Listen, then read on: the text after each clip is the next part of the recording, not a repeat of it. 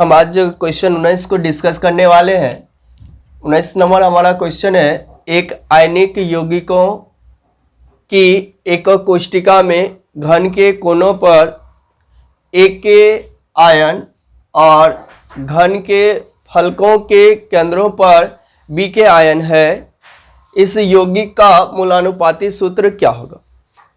Question कहता है क्या कि जो आपका घन का कॉर्नर्स है, कोना है, उस पर ए एटम्स रखा हुआ है और घन के फलक केंद्र पर बी एटम्स या बी आयंस रखे हुए हैं, और तब जाकर कहता है कि इसका मूलानुपाती सूत्र ज्ञात कीजिए, जिसमें आपका पहला ऑप्शन दिया है ए बी, दूसरा ऑप्शन है ए टू बी, तीसरा ऑप्शन है ए बी थ्री और चौथा ऑप्शन है ए थ्री बी। इनमें सबसे पहले आप क्या करेंगे कि यूनिट सेल बना लेंगे।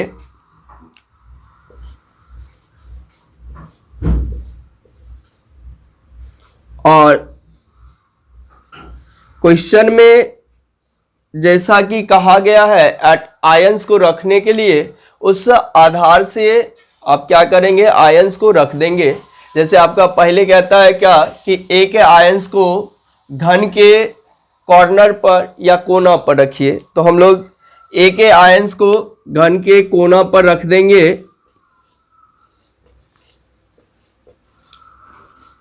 और बी के आयंस को कहता है कि आप फलक पर रखिए। तो आप जानते हैं कि फलक की संख्या हमारा 6 है। आप सभी फलक पर बी के आयंस को आप रख दीजिए और हम रख दिए बी के आयंस को फलक के केंद्र पर। और फिर जाकर हम क्या करेंगे, ए और बी की संख्या ज्ञात कर लेंगे और जो हमारा ए और बी की संख्या होगी वही हमारा उस संख्या को लिख देंगे, तो वही हमारा मूलानुपाती सूत्र होगा। तो सबसे पहले आप क्या करेंगे कि जानिए कि किसी भी यूनिट सेल में कॉर्नर्स की संख्या 8 होती है। यूनिट सेल में कॉर्नर्स की संख्या 8 होती है और फेस सेंटर की संख्या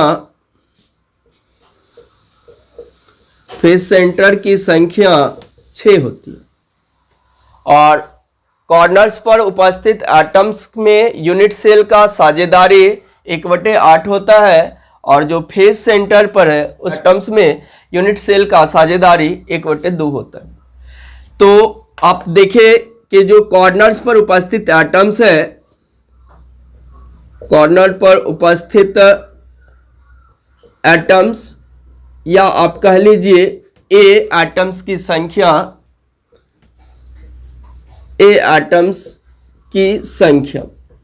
तो ए एटम्स की संख्या निकालने के लिए आप देख रहे हैं कि कॉर्नर्स पर आपका 8A है, तो 8A लिखेंगे और कॉर्नर पर जो उपस्थित एटम्स है इसमें यूनिट सेल का साझेदारी 1/8 होता है, तो आप लिख देंगे 8A गुना 1/8। कुल मिलाकर हमारा जो ए जो है उसकी संख्या 1 हुई और आपका बी की संख्या निकालेंगे और हमारा बी की संख्या निकालने के लिए आपको क्या करना होगा कि देख रहे हैं कि फेस पर हमारा 6 एटम्स है, यानी कि 6B है और फेस पर जो उपस्थित एटम्स है उसमें यूनिट सेल का साझेदारी 1/2 होता है। लिखेंगे 6B गुना 1/2 और कुल मिलाकर आपका हो जाएगा 3B। तो आप यहाँ देख रहे हैं क्या कि ए की संख्या 1 है और बी की संख्या 3 है, तो मूलानुपाती सूत्र जो होगा आपका, मूलानुपाती सूत्र वह हो जाएगा AB3। मूलानुपाती सूत्र हो जाएगा AB3 और आप ऑप्शन देख रहे हैं कि सी ऑप्शन जो है वह AB3 है। इस तरह से हमारा ऑप्शन नंबर सी करेक्ट है। हमारा अगला क्वेश्चन नंबर 20 है, एक्स एवं वाई तत्वों से बना एक यौगिक एक ऐसी घनीय संरचना में क्रिस्टलीकृत होता है जिसमें एक्स के परमाणु घन के कोनों पर और वाई के परमाणु फलक केंद्रों पर होते हैं। इस यौगिक का सूत्र है। पहला ऑप्शन है XY3, दूसरा ऑप्शन है x3y, तीसरा ऑप्शन है xy और चौथा ऑप्शन है xy2। हमारा क्वेश्चन नंबर 20 भी क्वेश्चन 19 की ही तरह है, बस इसमें सिर्फ एक ही परिवर्तन है कि वहाँ घन के कोना पर A एटम्स रखा हुआ था, जबकि यहाँ कि घन के कोना पर X एटम्स रखा हुआ है और वहाँ फलक केंद्र पर B एटम्स रखा हुआ था और यहाँ आपका Y एटम्स रखा हुआ है। और इसके लिए कहता है आपको इस यौगिक का सूत्र निकालिए, या कि मूलानुपाती सूत्र क्या होगा, या कई बार सूत्र भी पूछ लेता है। तो इन तरह का क्वेश्चन बिहार बोर्ड के लिए बहुत इंपॉर्टेंट क्वेश्चन है। कई बार आपसे ऐसा क्वेश्चन पूछा जा चुका है और आगे भी पूछने की ऐसी संभावना होती है कि इस तरह का क्वेश्चन पूछा जा सकता है। क्वेश्चन देखने में भले ही बहुत बड़ा लगता है, या कहिए कि लगता है कि बड़ा या भारी सा क्वेश्चन होगा, जबकि ऐसी कोई बात नहीं है। क्वेश्चन बहुत आसान और सिंपल होता है। इन तरह के क्वेश्चन को बनाने में आपको सिर्फ याद रखना है कि हमारा जो यूनिट सेल है उसमें कितने कॉर्नर्स है और कितने फेस है, और कॉर्नर्स पर जो उपस्थित एटम्स है उसमें यूनिट सेल का क्या कंट्रीब्यूशन है या साझेदारी है, और जो फेस सेंटर पर उपस्थित एटम्स है उसमें यूनिट सेल का क्या कंट्रीब्यूशन और हिस्सेदारी है। तो आप हमेशा ध्यान रखेंगे कि जो कॉर्नर्स पर उपस्थित एटम्स है उसमें यूनिट सेल का साझेदारी 1/8 होता है, और जो फेस सेंटर पर उपस्थित एटम्स है उसमें आपका यूनिट सेल का साझेदारी 1/2 होता है। तो आप इस क्वेश्चन में देख रहे हैं कि जो X के परमाणु है वह घन के कोनों पर होते हैं, और आप जानते हैं कि कोनों एक यूनिट सेल में या कहिए एक घन में जो है कोनों की संख्या 8 होती है। तो आप यहाँ देख रहे हैं कि हम एक यूनिट सेल बना है, इस यूनिट सेल में 8 कॉर्नर है, अब देख चुके हैं, और अभी भी आप देखिए कि इसमें 8 कॉर्नर्स है, और क्वेश्चन में दिया हुआ है कि जो X परमाणु है वह कॉर्नर्स पर स्थित है। तो हम क्या करेंगे कि जो हमारा कॉर्नर्स है उसमें आप X को दिखा देंगे। आप देख रहे हैं कि जो कॉर्नर्स है उस सभी पे हम लोग X लिख लिए, और जो हमारा X है वो कॉर्नर्स, और आप X की संख्या निकालना चाहते हैं तो X की संख्या हो जाएगा आपका 8x गुना 1/8, क्योंकि जो कॉर्नर्स पर उपस्थित एटम्स है उसमें यूनिट सेल का साझेदारी 1/8 होता है। तो हमारा 8 कट गया, कैंसिल हो गया और बच गया X। और आगे का है कि Y के जो परमाणु है वह फलक केंद्र पर होते हैं। Y के परमाणु फलक केंद्र पर होते हैं, और एक यूनिट सेल में जो फलक की संख्या वो 6 होती है। तो हम सभी को फलक Y को हम फलक केंद्र पर लिख दिए, और आप देख रहे हैं कि हमारा फलक है 6, और Y की संख्या यदि निकालना हो आपको तो आप लिखेंगे 6y, और जो फेस सेंटर है या फलक केंद्र है उस पर उपस्थित एटम जो है उसमें उपस्थित एटम जो है उसमें यूनिट सेल का साझेदारी 1/2 होता है। तो आप लिखेंगे 6y इंटू 1/2, 3 हुआ, और हमारा 3, Y की संख्या 3 हुई और X की संख्या 1 हुआ।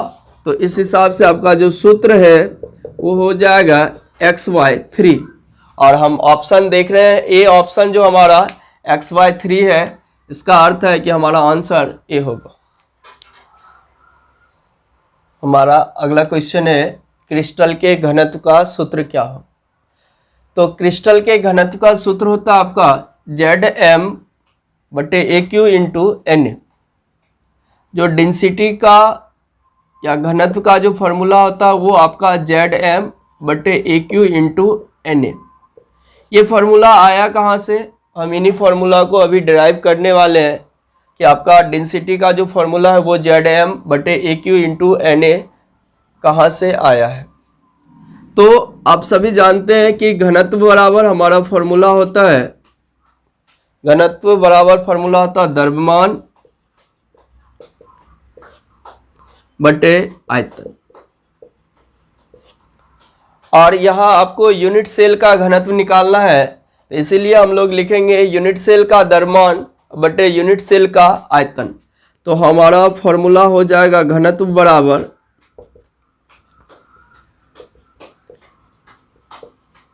यूनिट सेल का द्रव्यमान बटे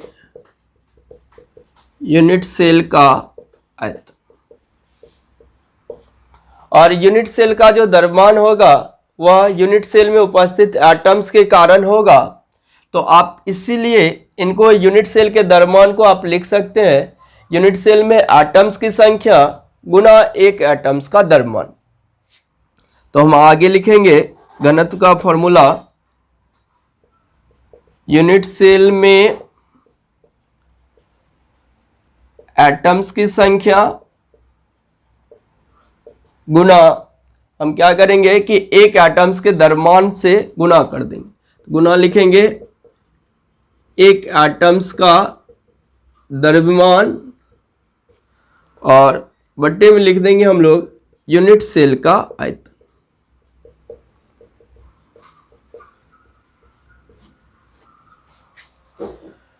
तो यूनिट सेल में एटम्स की संख्या को हम लोग Z से इंडिकेट करते हैं और डेंसिटी घनत्व को हम लोग रो लिखते हैं। तो डेंसिटी हम लोग रो लिख दिए और यूनिट सेल में एटम्स की जो संख्या है इसके बदले हम लोग Z लिखते हैं। अब यहाँ एक एटम्स का द्रव्यमान निकालना है तो हम एक एटम्स का द्रव्यमान निकालने के लिए क्या करते हैं, हम जानते हैं कि जो एक मोल एटम्स है उनका भार या द्रव्यमान जो है उसके मॉलिक्यूलर वेट के बराबर होता है। और आप जानते हैं कि एक मोल जो हमारा एटम्स है उसमें Na एटम्स होता है। तो आप इस तरह से कह सकते हैं क्या कि Na एटम्स का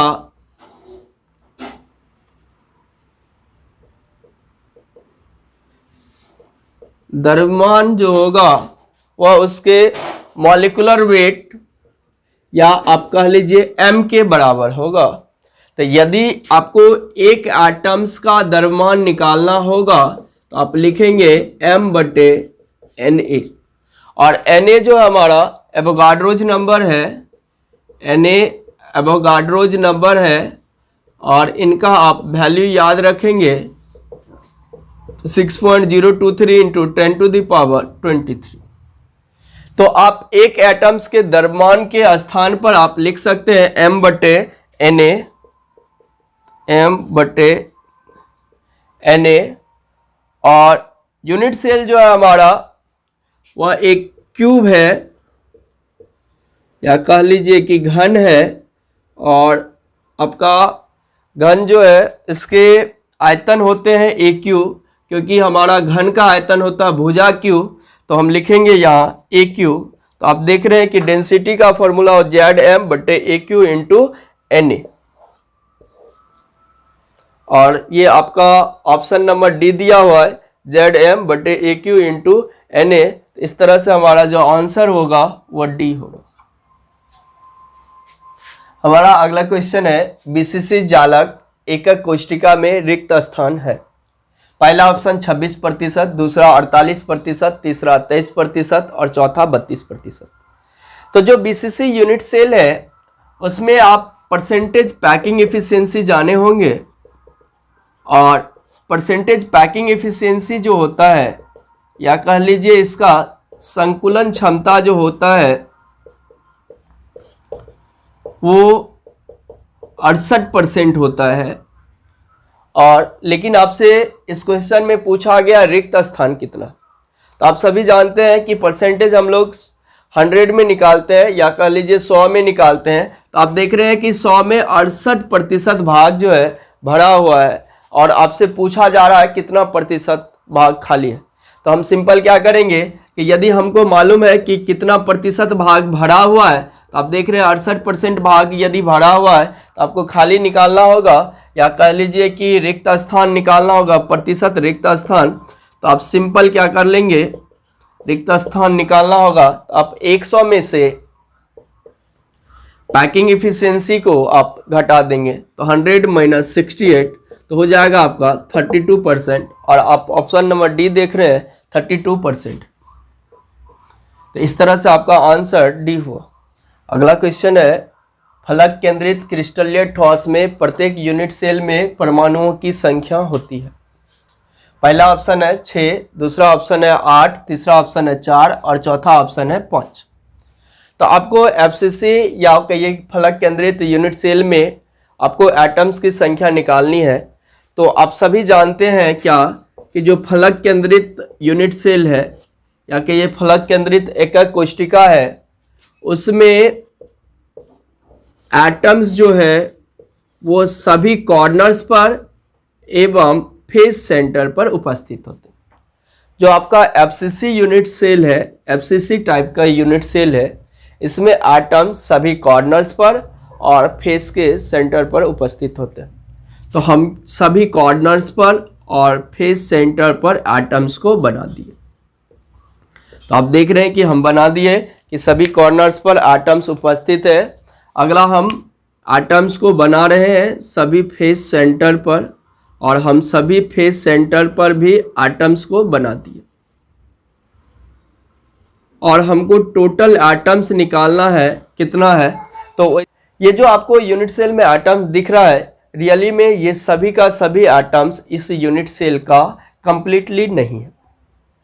ये जो एटम्स है इस एटम्स का कुछ ही भाग इस यूनिट सेल के अंदर है या कह लीजिए कि इस एटम्स के कुछ ही भाग पर इस यूनिट सेल का साझेदारी है। तो जो कॉर्नर्स होता है उस कॉर्नर्स पर यूनिट सेल का साझेदारी 1/8 होता है। तो आप देख रहे हैं कि कॉर्नर्स की संख्या 8 है। तो हम 8 और इस कॉर्नर पर उपस्थित जो एटम्स है उसमें इस यूनिट सेल का साझेदारी मात्र 1/8 होता। तो आप इस कॉर्नर पर जो उपस्थित एटम्स है उसके कारण इस यूनिट सेल में जो एटम्स होगा उसकी संख्या 8 गुना 1/8 प्लस फेस सेंटर जो हमारा है उसकी संख्या 6 होती है। और आप देख रहे हैं कि फेस सेंटर पर 6 एटम्स उपस्थित है, लेकिन हमारा जो फेस सेंटर है उस पर उपस्थित एटम्स में यूनिट सेल का साझेदारी 1/2 होता है। तो आप लिखेंगे 6 गुना 1/2 और आप इसको टोटल कर लेंगे तो यही हमारा कुल एटम्स की संख्या होगी। तो 8 कैंसिल हो गया, तो 6 दूतिया 6 हो गया और 3 1 4 हो गया। और इस तरह से आप देख लिए क्या कि जो एफसीसी यूनिट सेल है इसमें एटम्स की संख्या आपको 4 होगी। इसी तरह का अगला क्वेश्चन आपसे पूछा जा सकता है कि सिंपल क्यूबिक यूनिट सेल में एटम्स की संख्या कितनी होती है। ऐसे पूछा जा सकता है कि सिंपल क्यूबिक यूनिट सेल में एटम्स की संख्या होती है। हो सकता है कि आपको ऑप्शन दिया रहे, पहला ऑप्शन दे दे 4, दूसरा ऑप्शन दे दे 2, तीसरा ऑप्शन दे दे 1 दे दे और चौथा ऑप्शन दे दे 12। और इसमें आपको बनाना हो कि एफसीसी जो हमारा इसमें आपको बनाना हो कि सिंपल क्यूबिक यूनिट सेल में कितने एटम्स की संख्या है। तो आप जानते हैं कि सिंपल क्यूबिक यूनिट सेल में अवयवी कण कहिए या कहिए एटम्स जो है सिंपल क्यूबिक यूनिट सेल में एटम्स सिर्फ कॉर्नर्स पर उपस्थित होते हैं।